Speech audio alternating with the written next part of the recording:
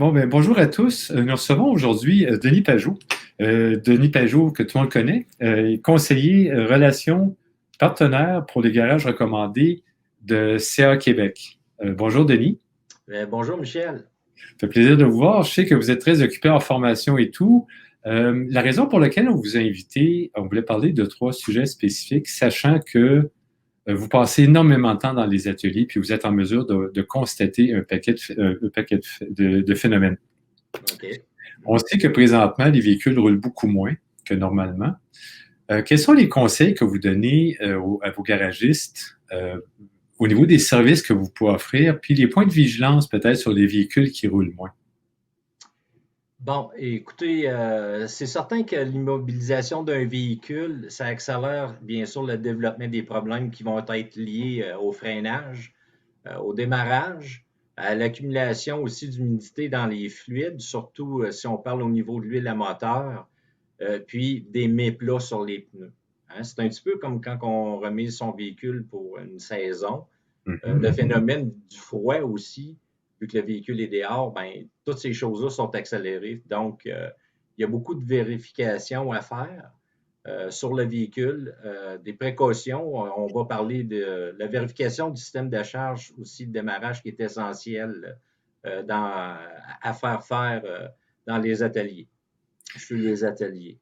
Parfait. On parle, si je vous dirais, la batterie, les freins, les méplats sur les pneus, le véhicule a besoin de bouger. Hein, tu sais, Parce que là, ce que vous dites, c'est que les véhicules qui se présentent pour un entretien régulier, c'est bon qu'il y ait une inspection qui soit faite sur ces points-là, puis d'informer aussi le consommateur de l'importance, puis c'est bon, ça a l'air d'un lieu commun, mais de l'importance de faire rouler le véhicule à l'occasion. Là. c'est la meilleure des solutions, bien sûr. Hein, tu sais, écoutez, le véhicule, il roule pas beaucoup.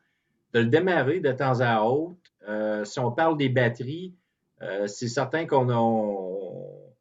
ils ont besoin d'avoir tout le temps un agent actif, dans le fond. L'électrolyte a le besoin, il y a des solutions, des petits chargeurs de 1,5 ampères intelligents qui disent qu'ils vendent. On peut les installer, mais ce n'est pas un chargeur de batterie. Hein. Dans le fond, on veut garder l'activité. C'est un petit peu comme nous autres. Ça fait longtemps qu'on ne bouge pas. Puis, on a besoin d'avoir un petit peu d'activité si je reste comme longtemps sur ma chaise. La batterie a besoin de ça. Les freins, ce qui arrive aussi, c'est que ben, avec l'humidité, on peut avoir des collages puis des points des points de rouille qui vont devenir des points de chaleur, qui vont faire le voilage des freins. Et puis après ça, on va avoir des problématiques là-dessus. Les axes d'étrier, qu'est-ce qu'on peut faire pour ces choses-là? L'auto, ça y prendrait un petit exercice. Hein? Un exercice journalier, dans le fond, de sortir de temps en temps, de réchauffer l'auto comme il faut, au moins une fois, 2 fois par semaine, un 8 à 10 km. Ça va dégourdir un peu le système. C'est la même affaire pour les gens qui ont des véhicules électriques, les batteries. Le véhicule, s'il est inactif pendant une semaine, certains véhicules aussi peuvent avoir des problématiques. Au niveau des freins, c'est la même chose. Quand on va faire notre 8 à 10 km, c'est préférable de freiner régulièrement, plus souvent. On dégourdit encore cette chose-là.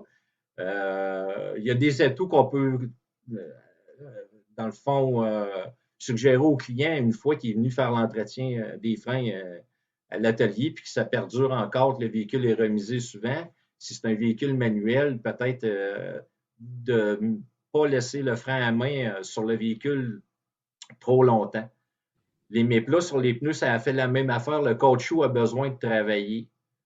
Fait que selon la gamme de pneus, des fois, on va partir et on va sentir une petite vibration qui va s'atténuer un petit peu plus en roulant.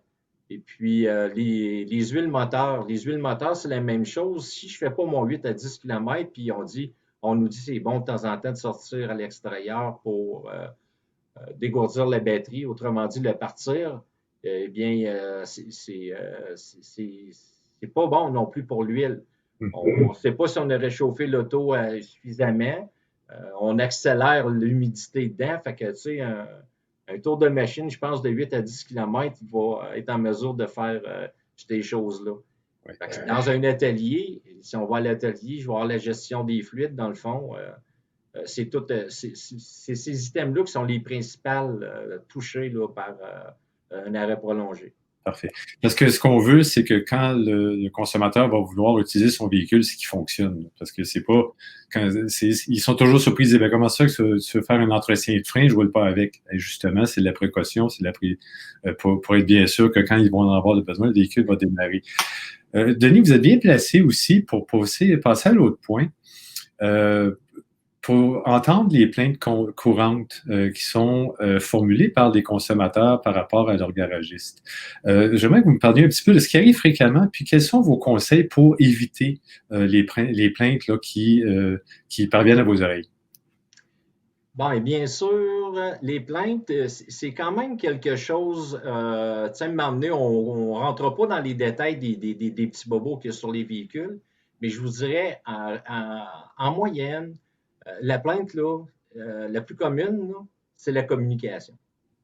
La communication, là, ça occasionne la perte de confiance des clients et puis de bien comprendre, tu sais, c'est une des choses. Moi, je catégorise environ, je vous dirais, 4 éléments qui peuvent faire qu'on a qui est relié toujours à la communication, bien sûr. La première des choses, c'est de bien comprendre les besoins du client quand le client se présente à l'atelier.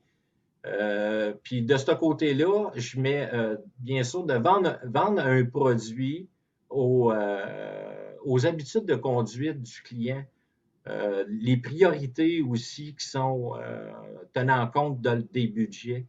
Donc, on est capable de jouer un petit peu sur la qualité des pièces à ce moment-là.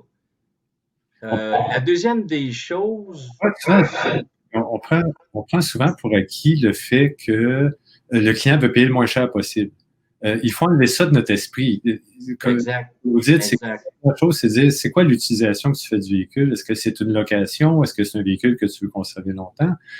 Pour pas qu'ils reviennent ensuite en disant, écoute, ce que tu as installé, c'était du bas de gamme, ça n'a pas duré le nombre de kilomètres que je pensais, je suis très déçu, puis il va aller magasiner chez un autre atelier.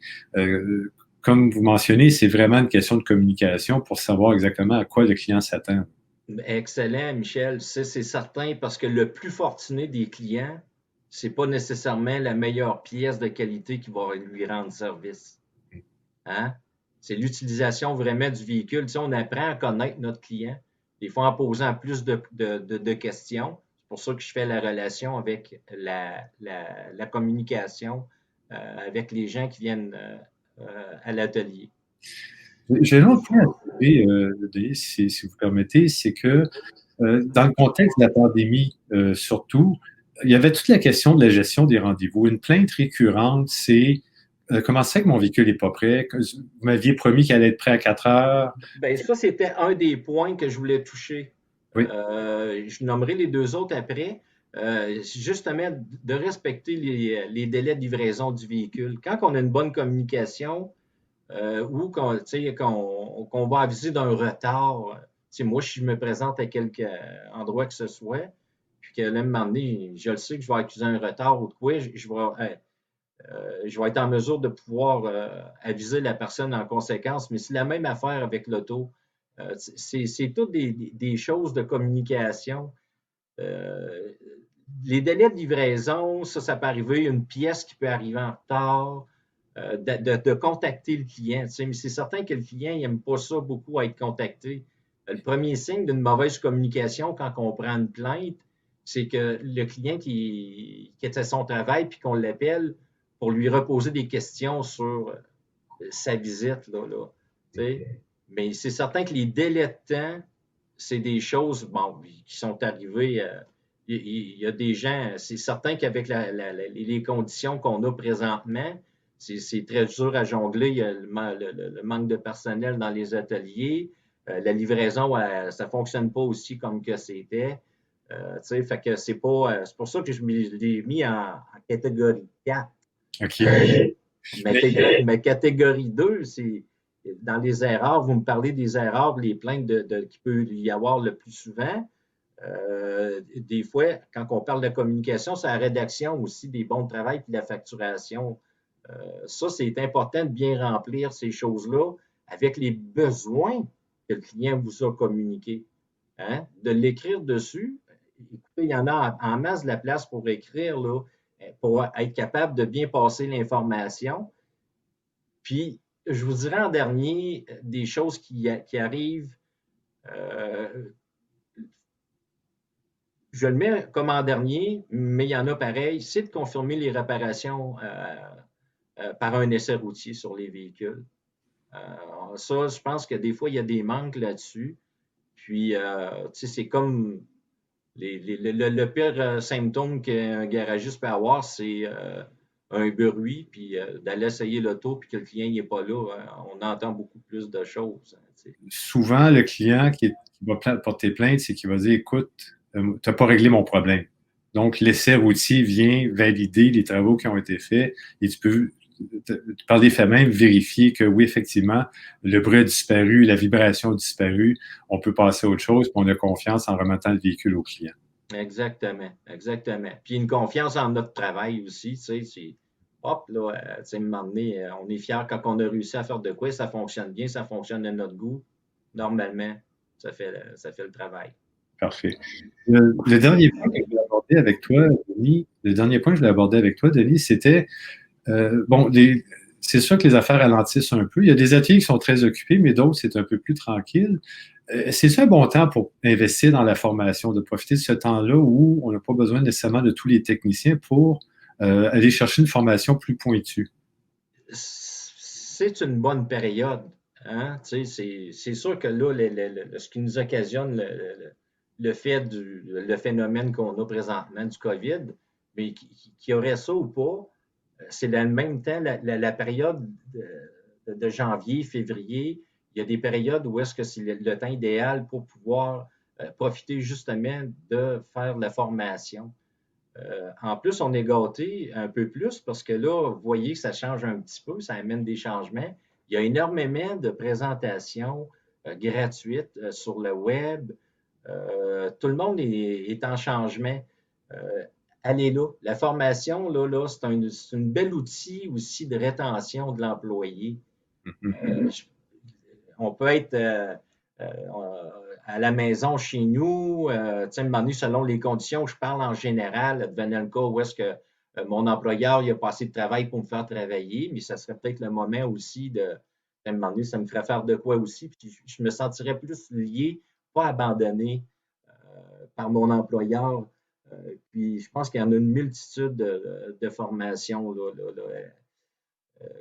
Il faut profiter de ce temps-là pour Se ressourcer. oui, et aussi, ça a un effet de rétention du personnel. C'est que même dans cette période-là où tu te dis, ben, regarde, j'ai un peu moins de travail pour toi, ben, je vais t'envoyer à l'école ou je vais te demander de passer peut-être une couple d'heures là sur les plateformes de formation technique parce que je veux te garder, dans le fond. C'est un bon signal à envoyer. Oui, oui, exactement. Exactement. Pour conclure, j'aimerais peut-être voir une question qu'on n'avait pas prévue, mais j'aimerais t'entendre. Quelle est l'atmosphère dans le réseau de tes garages recommandés? Est-ce que la confiance règne? Est-ce que ça, ils reprennent du poil de la bête? Comment ça se présente de ton côté? Bien, écoutez, nous autres, si on regarde un peu, tantôt on parlait des plaintes, qu'est-ce qui occasionne un manquement, un manque de communication? C'est la communication. Nous, dans le réseau, là, écoutez, nos garages, là, les gens pourraient le dire, OK, notre employeur, notre patron, Jacques, dans le fond, communiquez, appelez avec eux autres, dites-le que vous êtes là, puis on regarde qu'est-ce qu'il y a de possibilités de formation en service, de regarder ces plateformes-là. On lui demande le pouls, comment est-ce que ça va. Écoutez, il y a des garages là, qui roulent. Ça va très bien. Ils sont structurés, ils ont eu ça. On parle tout le temps de différentes places, de différentes régions. Il y a d'autres endroits que c'est d'autres choses. Mais par contre, là, je peux vous dire que quand on les appelle, on dirait qu'on les accroche peut-être un petit sourire. C'est là qu'on le voit que les gens, on a besoin d'avoir. Bien sûr, on a bien hâte d'aller les rencontrer, là. Mais le sentiment aussi, ils ont un sentiment, on a un sentiment envers eux autres. Je pense que la communication, justement, là, on en profite pour promulguer de se préparer, compétences VE. Écoutez, le programme d'évaluation qui se fait en ligne, le technicien, là, c'est le moment. Il peut le faire chez eux, il peut avoir une panoplie. Déjà là, il y a déjà de l'avancement. Fait que en plus, ça donne s'il n'est pas à l'emploi, puis tout, maintenant, on avance les choses qu'on ne serait pas en mesure de faire, advenant le cas qu'on travaillerait au garage. Hein? Fait que ce qu'il faut, Denis, c'est la communication avec le client, puis la richesse de la communication à l'intérieur d'un réseau comme ça. Ah oui, oui. Ben, Denis, je vous remercie infiniment de votre temps. Je sais que vous êtes très occupé. Merci beaucoup d'avoir trouvé du temps pour parler à nos éditeurs aujourd'hui. Je vous souhaite bonne route puis de rester bien prudent. Ça m'a fait plaisir, mais pareillement pour vous. Merci. Au revoir. Au revoir.